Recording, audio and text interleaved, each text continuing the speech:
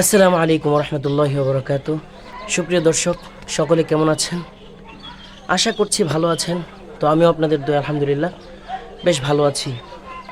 দেশে আজকে বাইকারদের যে কী অবস্থা, শুধু যারা বাইক চালায় তাদের অবস্থা যে খারাপ এরকম না, অনেকের ক্ষেত্রে এরকম সমস্যা চলতেছে। দেশের জ্বালানি সংকট অনেকেই বলে, কিন্তু আসলে কিন্তু জ্বালানি সংকট না, কিছু অসাধু ব্যবসায়ীর কারণে আজকে দেশের এই অবস্থা এবং এই পরিস্থিতি। অনেক জায়গায় দেখা যায় যারা পাম্প চালাচ্ছে তারাই অন্য জায়গায় ব্যবসা দিচ্ছে, অথবা বাড়ি থেকে তেল তারা দিতেছে কিন্তু দাম বাড়ায়া, পাম্পের দাম কম পাচ্ছে যার কারণে বাড়িতে তেল ঢুকাই দিতেছে। তো ওখান থেকে সাপ্লাই দিতেছে প্রতি লিটার 250 টাকা, 200 টাকা, 300 টাকা, যার কাছ থেকে যেমন পারতেছে। তো কেউ লিগ্যাল ওয়েতে নিতেছে, অনেক কষ্টের পর সারাদিন দাঁড়ায় থাকার পর মাত্র 200 টাকার তেল পাইতেছে, 300 টাকার তেল পাইতেছে। আবার অনেকে আনলিগ্যাল ওয়েতে ফুল ট্যাঙ্কি করে নিয়ে যাইতেছে। আবার কিছু কিছু ব্যবসা এখন নতুন দেখা যাইতেছে, যেটা আমি বলবো, একজন লেডি বাইকার আছে, স্বপ্না আপু, উনি পথচারীদের পাশে দাঁড়ায়। ওনার 3টা পেজ আছে, একটা মনে হয় আইডি 4 লাখ না কত ফলোয়ার্স, আরেকটা অনেক বড় পেজ আমরাও মানুষ, ওটাতে মনে হয় 7 মিলিয়ন আছে আর কি, ঠিক আছে। আর আরেকটা আছে ওটাতে 2 মিলিয়ন। তো ওনার 3টা পেজেই আমি স্ক্রিনে দিয়ে দিতেছি।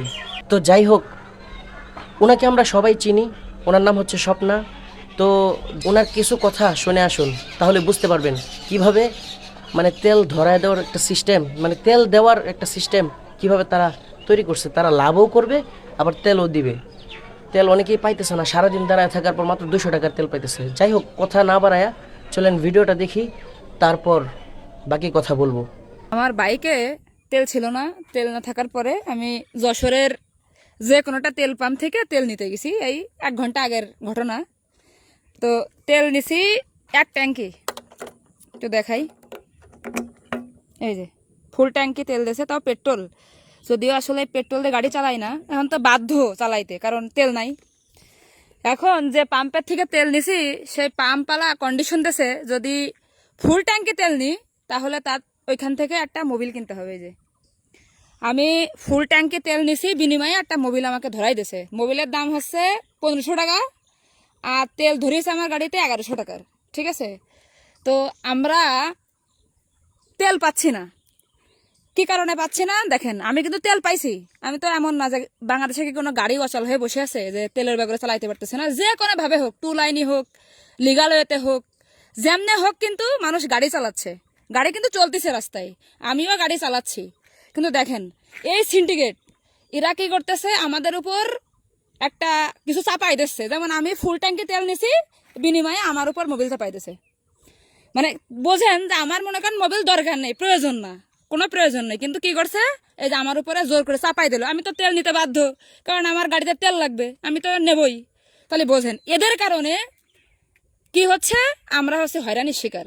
তেল কিন্তু ঠিকই পাওয়া যাচ্ছে, বাংলাদেশে কোনো গাড়ি তেল বাগারে কিন্তু পড়ে নেই।